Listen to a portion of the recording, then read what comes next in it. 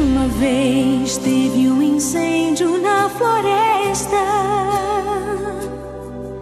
e os animais fugiam sem parar.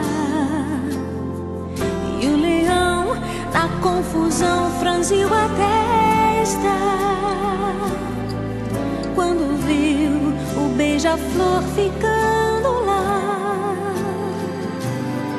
indo ao rio e pegando em seu biquinho um pouquinho d'água pra jogar num incêndio bem maior que passarinho. E o leão se interessou em perguntar: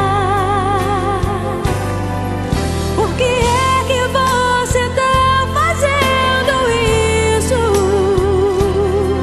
Se esse fogo é muito grande pra você. Faço isso porque essa é a minha parte. Eu lamento que você não quer fazer. Esse exemplo de responsabilidade